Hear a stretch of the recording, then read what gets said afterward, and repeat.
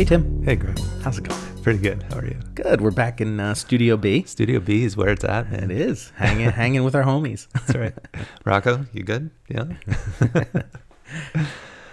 So I know in our sort of promo about our podcast, we talk about growing old in this new millennium. That's right? it. So we have embarked on something new that I think really is our mark as being old. And that is the world of Pickleball. That's right. You got some, I guess they're called rackets, paddles, something. Either one. Yeah. And we played the other day. Yeah, it was a lot of fun. It was. My knee is killing me, and so is my right shoulder. So it's just proof that injured while playing pickleball. Yeah.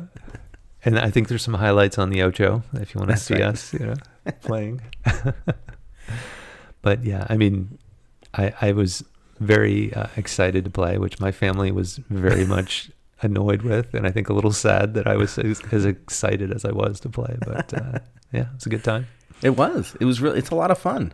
So, did you know anything about pickleball other than, learning about it, before recently? Yeah, no, I mean, my knowledge was as much as seeing a bunch of seniors at the YMCA playing it, right. And then being down at the beach and it just being like over the top. There was like what seemed like tournaments for the seniors and everything. And then I did notice some younger people playing. So I was, thinking maybe it's not as much of a senior sport as I thought it was. Let's describe pickleball first for any of our listeners who don't know, what pickleball is. Sure. Pickleball is very similar to tennis, but it kind of combines ping pong, if you will, and, a racquetball maybe. Yeah. A little bit in it. It can be played indoors or outdoors. Right. The ball is like a wiffle ball, but definitely a little thicker on the plastic, and it's got little holes in it. Mm-hmm. It can be played both indoors and outdoors, right. Singles or doubles. Right. And basically you just hit this ball back and forth just like tennis, but it's a smaller court. Yeah. I think it's by regulation, I think it's the same size as a badminton court. Okay. Which, again, I didn't even know there was such a thing as a badminton court. I mean, it seems like just a backyard activity with, a random size that you play, but apparently it's the same size as a badminton court. Yeah. And it's growing in popularity. Do you know how long it's been around? This, I was shocked to find that it was invented in 1965. Wow. Yeah, that blew me away. Very, very much older than you would think. Yeah. It was founded by Joel Pritchard, Bill Bell, and Barney McCollum in Washington State. Yeah. And I think to your point, that it was a long time ago that it was, invented.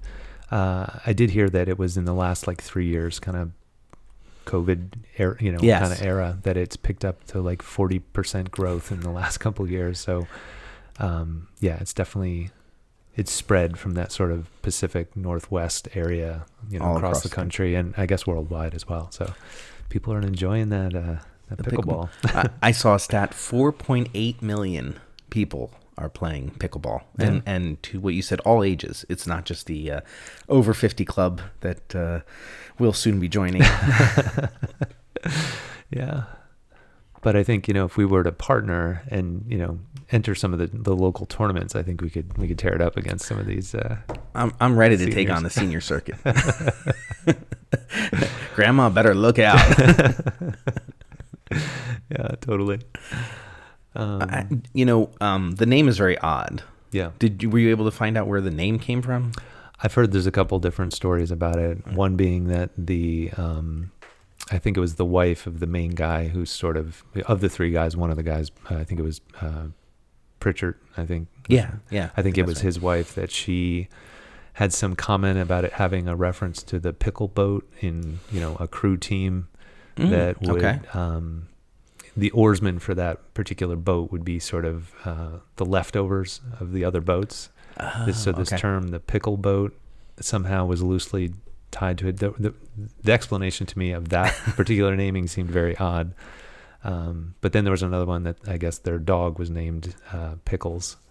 That's what I heard. That was the reference, but then there's conflicting stories that the dog they didn't get the dog until after the game had been invented, so the dog's name came from the game. Okay. And then I guess one of the other guys who was tied to it said that he felt like you could put somebody in a pickle the way that you hit the ball, and like they'd get like a weird position. You've pickled somebody kind of thing. Interesting. Okay. Now, have you heard any other weird? No, I just connections heard to about name? the dog. Yeah. And that the dog would grab the ball and run away, and pickles. Yeah. You know, it sounds like a bad sitcom. Yeah. Which to me is really kind of funny that there's like an inconsistent history of how the name came to be. I don't know. You would think it would just have a name and take off from there, especially if they can be tied to these three people. Yeah. That somebody would have been able to give them a straight answer, but it stuck though. So it is a lot of fun to play. Yeah. I must say, after playing the other day, it's hard. It's definitely a workout, but the ball, like you can whack the crud out of it, but it will slow down. Like once it hits the ground, or it can only be hit so far. Yeah. Not like a tennis ball, which you can like send over the moon. Right? Yeah. And I think similar to like when you're playing wiffle ball, sometimes you'll really get a hold of the ball, but then it kind of gets to a point where its momentum kind of dies and it just kind of almost falls straight down. And I feel like there's a similar thing where sometimes you think you're going to get this big, bounce off the ground, and it kind of dies and almost comes straight up. Yeah. Which does kind of sometimes put you in a pickle where you look really weird trying to hit and or miss the ball. That was one of the terms I did find. If you get shut out, if the other team wins 21-0, you got pickled. Yes. Yeah. It does have this like, suburban stigma to it, right? Yeah. Like, yeah. But it's fun. Yeah. It's a lot of fun. And, to that, why is it so popular? I saw a top 10 list of why it is as popular as it is. Okay. So the first one is that it is easy to learn, which I think is probably very true. Sure. I mean, if you've played ping pong or you've seen tennis or whatever, it's, basically hit it over the net. And there's a couple other rules that you can either follow or not, As we didn't the other day. Yeah. I did learn that the area in front of the two, there's sort of the net, and then there's a large area that goes from end to end on the net. And then the two boxes behind that where you have to serve inside of, that area right in front of the net is referred to as the kitchen. Oh. Yeah. Okay. And so you're not allowed to volley when you're within the kitchen. So you have to let the ball bounce if it comes into that space, and then you can hit it. But you can't just stand at the net and just spike it from within the kitchen. Okay. All right. Well, let's see. We should have looked up the rules before we played the other day. I might have abused that rule a little bit. So number 2 in that list was minimal equipment, ball and, 2 rackets. Yep. It can be played anywhere. I guess that's kind of true. I mean, I guess if you really wanted to, you could throw a net up somewhere. Bring a travel net. Yeah. But how would you know what's in and out? Yeah. Kind of. But I was shocked that right down, from where we live, there was it probably 8 courts down there or something like that? Yeah. 8 courts ready to go. Yeah. Open to all ages and skills. I mean, obviously, based on the age groups that it's become the most popular with, it's good. Social atmosphere, that seems to be a big part of it. The seniors get together, they all hang out, they, have a little social time, family friendly, get out there with your family. Although my family doesn't seem to want to do that. I know, right? Come on, guys. What's up with that? The health benefits, obviously getting out and doing something. It's low impact. I would argue that it can be a little bit high impact if you really want to, if you're playing in the high 80s at noon like we did. I think if you put 2 competitive guys doing anything, it can be competitive. Exactly. Let's see. It could benefit other racket sports. And so if you play tennis or racquetball or even ping pong, it might help to hone your skills there. And then the number 10 reason is it is fun. So even though we thought it was fun, we've said it's fun. This official list says it is fun. So we'll take it from them. Yep. It's so fun, in fact, that the International Federation of Pickleball is trying to make this an Olympic sport. That's amazing. Which I could see. Yeah, totally. I absolutely see it. I mean, if curling is an Olympic sport, this could totally be one. Yeah, definitely. Definitely. Yeah. And I haven't watched too many of the high-end pro videos of people playing it, but yeah. I could see how it would get just as intense as tennis, or even the pro ping pong players are unbelievable, over the top, just with their, that's the spin they put on the ball and stuff. So. Yeah. Which I tried against you. I tried learning to put a little bit of spin every once in a while. It would hit the ground and go in the other direction, which was so cool to see. Yeah. But you had some you played racquetball. Yeah, when I was roughly your youngest, my kid's age is the early teen ages. I played for a bunch of years with my dad and my brother, so I definitely have a little bit of racket skills, I guess. Did you know that they're actually creating, or they have created, a Major League Pickleball? Like Major League Baseball, Major League Pickleball. That's awesome. It's pretty cool. Yeah. That so big, in fact, that Anheuser-Busch has bought a team. Wow. LeBron James has bought a team, and I think some football players like Drew Brees or someone are either have or are going to get some teams. Nice. And I was so interested in that I went and I looked up the Major League Pickleball.net to see what was going on over there. And they have what they call Premier Leagues or Premier Teams, which are the best. And then they have like Challenger teams. Okay. So I haven't looked too much into it, but it seems like it's very much like European soccer. Yeah. Where you get, if you're in last place, you're going to get bumped down. Okay. Relegated. Relegated. Yeah.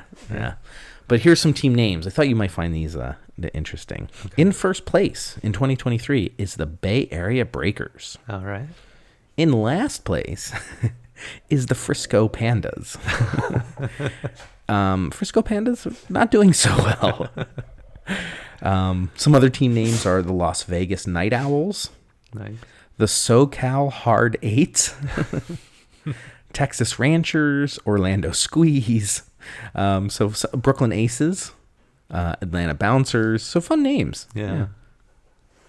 I pulled it up as well. The Los Angeles Mad Drops.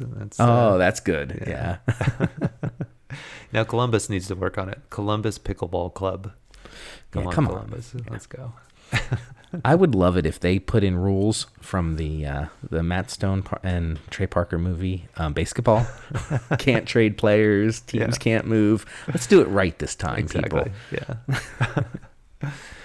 Now, this is interesting. It looks like there's up to $5 million in prize money. So that's a pretty healthy amount of money for pickleball. Sign me up. Yeah.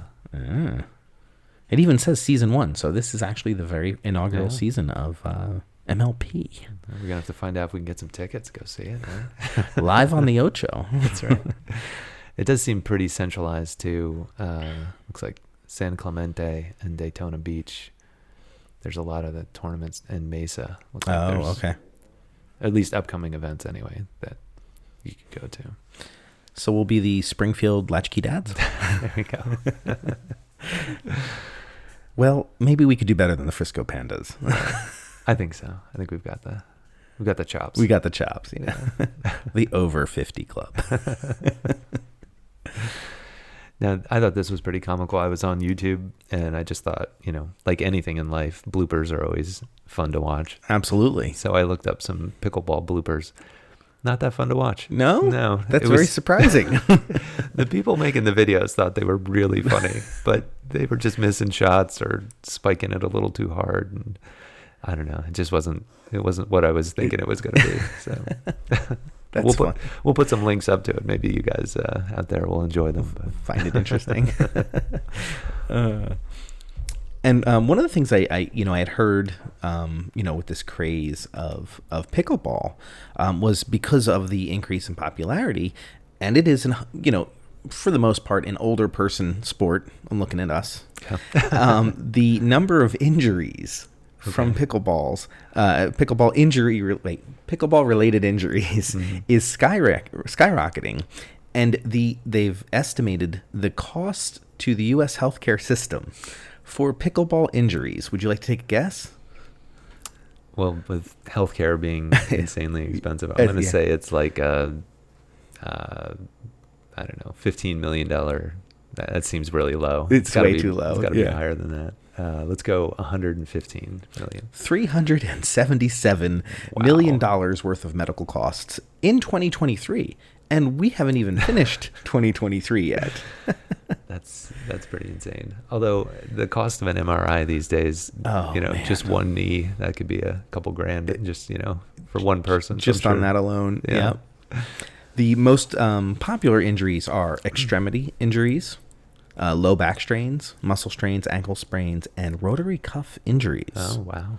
Hitting all the key body. Going right through the body right there. And, of course, tennis elbow, lateral epicondylitis. Yeah. I've heard they're renaming that. It's actually pickleball elbow now.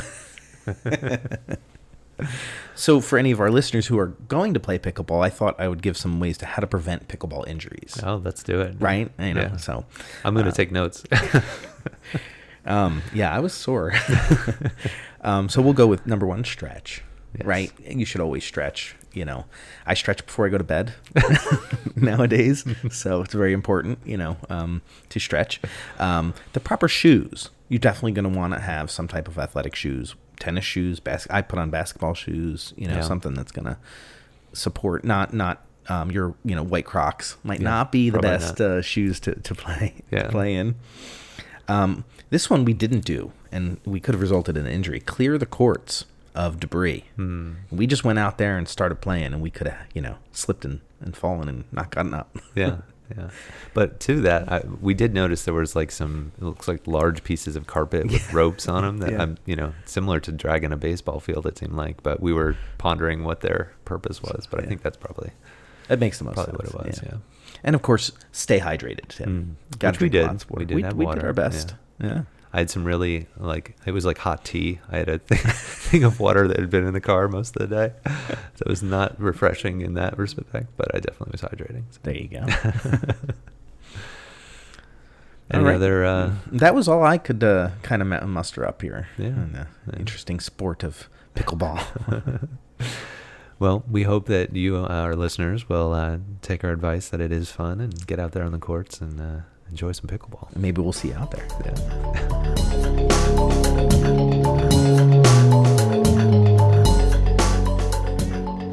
Now, you're fine.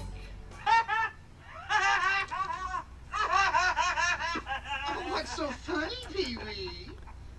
It's not for sale, Francis.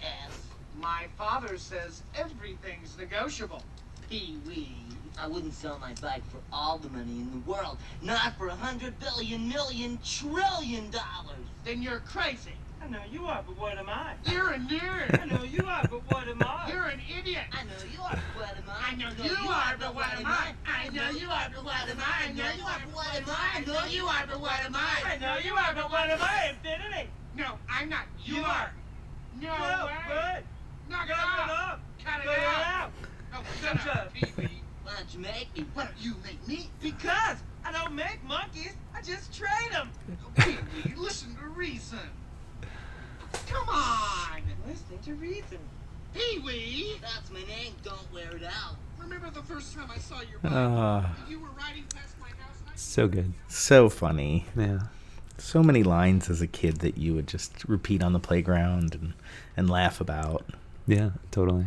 And I think, the reality of being nearly 50 and having so much, go on in our childhood and everything. And our podcast is all about, having fun and stress-free. Yeah. There is the unfortunate reality that, some of those icons are going to no longer be with us. Yeah.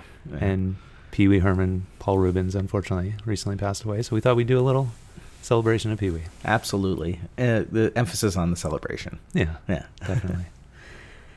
So I did a little research. I had no idea. Do you know he was 70 years old? Yeah, it's crazy. I mean, that's... And recently he had the movie on Netflix, and he didn't look at all that age. I mean, it's pretty impressive. Yeah, I mean, I think the most recent iteration of his, the big adventure was the Pee Wee's Big Holiday on Netflix. I think it was 2016. And to your point, I mean, you get a little close up. He looks a little bit older, but I mean, he kept his body in the same shape. He fit in his suit just the same. It was pretty wild for being. I mean, I guess at that point, we're talking 7 years ago. He still was in his, middle 60s, and he looked great. Looking good, yeah. Yeah. So I kind of, I always feel like Pee-wee was always around, right? Yeah. Like he's just one of those kind of iconic characters that he's in this TV. Like the number of cameos is absolutely insane. Yeah. But I kind of wanted to find out where he started from. Did you see anything about that? Where he got his start from? I think I'd seen that he was doing improv at the Groundlings Yeah. out in is that in LA? Yeah, think? it is. Yeah. And that he had done it sort of as just an improv character, and that, as they say, the rest is history. That's where it all started and became sort of this character larger than life. Yeah. So much so that he would do interviews as the character, not himself, which is kind of interesting. Kind of even in the credits, I think he would insist that he would be listed as Pee Wee Herman himself, not Pee Wee Herman. That's right. It did Paul say that Reubens, in all the credits. Yeah. Yeah, which is pretty cool. That is pretty cool. Yeah. But he got his big shot was the 1985 movie Pee Wee Herman's Big Adventure. Yeah. Which is just a great movie, which we just played a clip from. Yeah. And I was reading something from our guy, Corey Feldman. Oh, okay. Who, again, was in every movie. in the 80s. Yeah. Almost ended up being in Pee-wee's Big Adventure. Get out of here. Yeah, he and Pee-wee met on the set. He was shooting The Goonies, and Pee-wee was shooting Pee-wee's Big Adventure. Uh-huh. And they get to talking, and Pee-wee's like, oh, you'd be perfect for the bratty kid in this movie I'm shooting. Yeah. And then, Corey goes on to say, well, I'm doing this Spielberg movie, The Goonies, and Pee-wee's like, oh, you're too big of an actor to be in my little movie. But they struck up this friendship, and it's pretty cool that Corey posted something on his Instagram recently that he never posted before, but since Paul's passing, he posted these like birthday wishes and Christmas cards that you get from Pee-wee. Oh wow! And it was like he knew two people. There'd be a message from Pee-wee, and then there'd be a message from Paul, and very different tone to them and everything. And it was pretty wild how he created that character, and then he really lived it. Yeah, and even in correspondence with other actors, he still would hold that sort of two in one persona. Which is pretty neat. I did see that when he passed, I think the Alamo had a very nice had on their Twitter feed or something, like they're very happy or not happy, but they were very happy that he brought such attention to the Alamo, and people still come there just for that. And then the dinosaur from the movie, they actually painted it to look like it was in Pee-wee's suit. Oh yeah, that's pretty awesome. Yeah, it's pretty cool. Yeah. I think one of the other things that was interesting about the original movie that I had never known before was that Tim Burton was involved. I did know that. Yeah. I didn't know that. I thought it was pretty neat. His first major, he did a few minor movies, but that was his big movie. And along with Danny Elfman. Yeah, that first collaboration. Yeah, that was pretty awesome. Which they do every movie together. Yeah. Including one of my all-time favorite movies, The Nightmare Before Christmas. Right. Which, of course, actually Paul Reubens has a small part in it. Yeah. So it's pretty cool. Yeah. I also saw that it was on Roger Ebert's list of guilty pleasures, the original Pee-wee's Big Adventure. I could see that. Yeah. Obviously movies like this sometimes will fall into their category that they just didn't like and all that kind of stuff. But the fact that it actually was a guilty pleasure for them, I thought was pretty cool, and speaks to how iconic the movie was and how unusual and different and creative it was compared to a lot of other movies that would try to do something like that. They wouldn't come off as genuine. He came off as genuinely strange.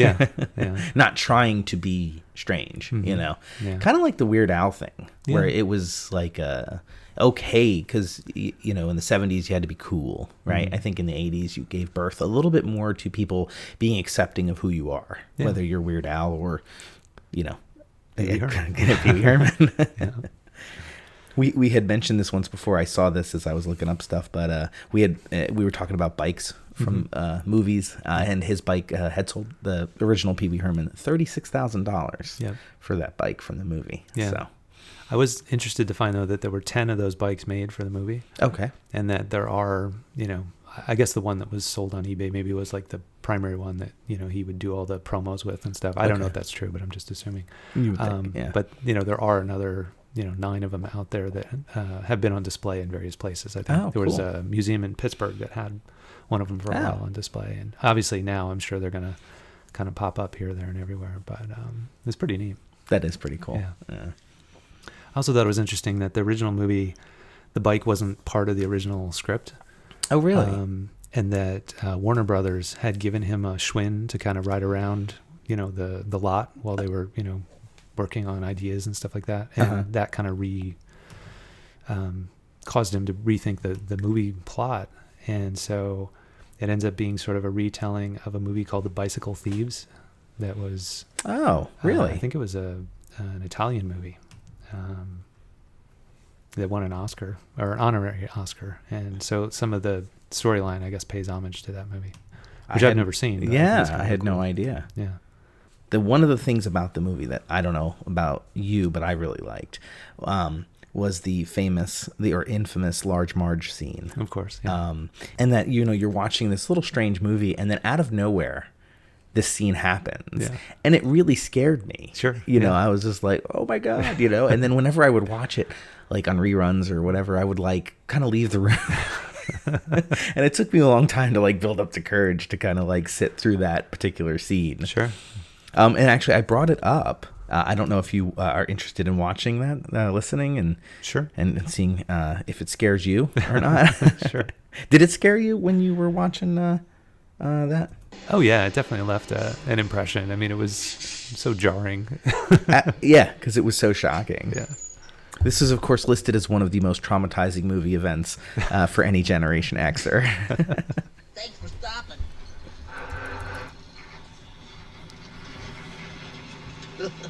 Some night, huh? On this very night, 10 years ago, along this same Getting scared, stretch Tim. of road, in a dense fog, just like this, I saw the worst accident I ever seen.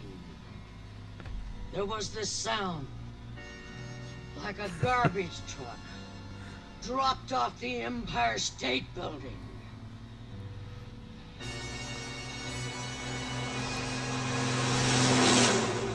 And when they finally pulled the driver's body from the twisted, burning wreck, it looked like this. And I'm scared. It's interesting too, because I did read that Tim Burton said that he almost cut that scene from the movie. Oh my gosh, really? Yeah. That would have been very different, different vibe, because that scene really left an impression. Yeah. on me. When I guess when they're cutting, he said like special effects are one of the first things that'll be cut, for various reasons. And so it was on that, possibly on the cutting room floor, but they kept it in. And IFC lists that scene as the number 5 on their list of 25 scariest moments in a non-horror movie. I would agree. Yeah, I would agree. I wonder if, because when I was looking it up, there was also another scene which I had completely blocked from my memory. Do you remember the clown scene? Of course, it's always traumatic for me. Anyway. For you anyway, yeah. Right? Yeah. Like, he lost his bike. His bike was stolen, and he's dreaming like these clowns take the bike and they bring in saws and they're like dismantling it. It's so scary. Yeah. That's so funny. Well done, Tim Burton. Yeah, well done. Definitely. I think one of the other things that I didn't realize either is that the movie was pretty low budget. It was only a $7 million budget to make the movie. But it did pretty well. I think it brought in $41 million. In okay. So pretty solid. And just cult classic, right? I mean, countless movie rentals, I'm sure. And I also heard that during like the premiere, that's when the idea for Pee-wee's Playhouse sort of was birthed. Oh, okay. And then obviously that became a Saturday morning show, massive hit, which we learned in our last episode. I didn't watch very much and know very little about, but Jambi, it stuck. I remembered it, Jambi. Speaking of Jambi, that's my last clip I have here for us. Do you remember what he said? Was it I don't know, and then I get slimed? Now everyone at home, mecca lecca hi, mecca hiney ho. Mecca lecca hi, mecca hiney ho. That's fantastic. Another weird thing we would say to each other in the 80s. Yeah, definitely. The thing that was wild about the show, though, is that apparently there was quite a few other celebrities that sort of got their Oh yeah. their debut on Pee-wee's show. Oh. Including Lawrence Fishburne. Oh, who now from, exceeds Matrix. Yeah. Our man dancing on the ceiling. Oh, Lionel Richie a with number references. of number of references. Phil Hartman. Yeah, because he was the mailman or plumber or something. He was something on the show. Yeah. Also part of the writing crew for the Pee-wee's Big Adventure. Oh, okay. Natasha Lyonne. Oh, sure. Yeah. Yeah. She also got her start there. Another one, Epatha Merkerson. I don't know who that is, but apparently she's an actress, or he's an actress. I don't even know. Yeah. Well, I did find that's neat. I did find though. Did you see who were some production assistants? No, I didn't. Oh, okay. So there's two individuals you might have heard of. The first by the name of Rob Zombie. Nice. Was really? Yeah, he was a production assistant on as well as a gentleman by the name of John Singleton. Okay. Do you know that name? Yeah. The Boys in the Hood director. Yeah. So they both started on Pee-wee and talk about different directions, right? That's really cool. And one more silly little fact. The person who sang the theme song, although not officially credited, Cyndi Lauper. Really? Yeah. Pretty cool. That was pretty neat. Yeah. It's interesting, too, because there was another voice that ended up moving on from the original movie, and that was, I'm drawing a blank. Okay, Dottie. The voice of Dottie became the voice of Tommy Pickles on Rugrats. Oh, okay. Yeah. So a little bit of crossover there. And then Paul did a ton of voice work, over the last, probably 20 years he's been, or longer probably, he was doing voice work. Yeah. And did a little bit of other acting. Probably most notably he was on the show Gotham. Yep. Which was, I watched that show for a while and got really into it, and then I kind of stopped. Same here. Yeah, I just sort of lost it. I don't know what it was. I really liked the guy who played the Penguin. Yeah. He was really good. He was really good. Yeah. Also, he did, you remember the 80s movie Flight of the Navigator? Sure. He was the voice of the computer. Really? Yeah. That's pretty cool. Yeah. He also made a couple, we talked earlier about it, some of the cameos. He was at WrestleMania. That's awesome. I'm trying to remember. It said it was 2011. I was kind of not paying too much attention to wrestling at that point, but it's cool that he still showed did, up there. Yeah. Oh, and one of my favorite scenes, and if you've never seen this, the movie he makes the movie is Buffy the Vampire Slayer, the original movie. Okay. Have you ever seen it? I don't think I ever did. I never really got into the TV show, or I don't think I might have seen parts of the movie. Was the guy from 90210 in it? Yes. Yeah. I think I did. Priestley. I think I saw some of it. I don't think I ever saw it. He plays one of the vampires, and he absolutely steals any scene he's in. It's just so funny. So yeah, if you just even want to, any of our listeners, just YouTube his death in Buffy the Vampire Slayer. It's the best part of the movie. That's awesome. He was also in, this is funny, even before he got his big break with Pee-wee's Big Adventure, he had appeared 3 times on The Dating Game. Really? Yes, as Pee-wee Herman. Really? Yes. That's awesome. He was even selected once by The Date. He was in 2 Cheech and Chong movies, Next Movie and Nice Dreams. Nice. And he was on The Gong Show countless times. It's pretty amazing, you hear stories of Colonel Sanders with, KFC trying thousands of times to get his, restaurant to actually take off. Yeah. And it seems like, in a similar way, in the beginning, early days of Pee-wee, he would just do whatever and, and stuck with it, in character, and, finally, had his opportunity, and now he's an icon. So it's pretty amazing. Really neat career. Just to think that, you can be unique to your, true to yourself, and kind of come out, ahead of everything and on top, and doing it your way. So really cool. Yeah. You're going to be missed, Pee-wee. Yeah, definitely. Yeah. Without a doubt. You made it, baby. Arrivederci, Pee-wee. Arrivederci, Pee-wee.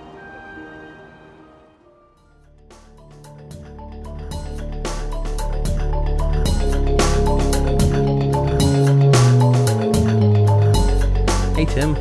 Hey, Greg. Guess what time it is? I don't know. What time is it? It's report card time. Of course, report card time. So we got a couple items here that came up when we were doing our Pee-wee discussion. I think we need to clear up. I think we do.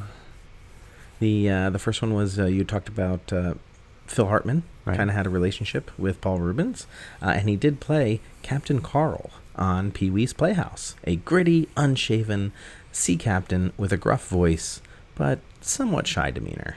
He shows Pee-wee interesting things from the ocean, and his tolerance for Pee-wee's antics is often tested whenever he stopped by. All right, cool. He's also the more adult-oriented in the HBO special, and apparently Miss Yvonne appears to have some deep feelings for him. Oh, nice. He was a layered character. Very layered. Very like an onion, just peeling back those layers. And then I had also mentioned that one of the other actors who had gotten their start on Pee-wee's Playhouse was S. Epatha Merkerson. I got it Say wrong that 3 both times. Yeah. She played Reba, the mail lady, on Pee-wee's Playhouse, and she's most known for playing Lieutenant Anita Van Buren on Law and Order. Oh, okay. Yeah. And I did have one more question before you. For you, what was the name of the genie in Pee-wee's Playhouse? Jambi. There you go. So what do you think we got? What did we score this week? I don't know. I'm gonna have to think about it for a little bit. Okay. I don't know, A+. All right. Fair. I know you are, but what am I?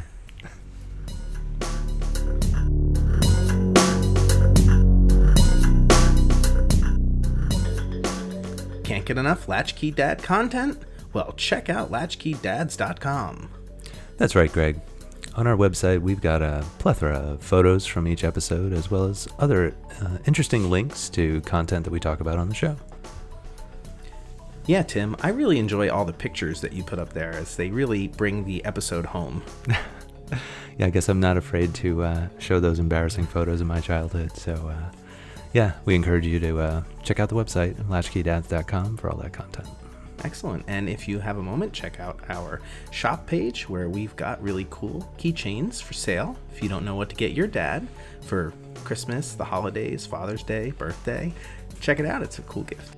Tim, did you know that listeners should like, review, and subscribe to the Latch-Key Dads podcast? No. But now I know. No, Knowing is half the battle.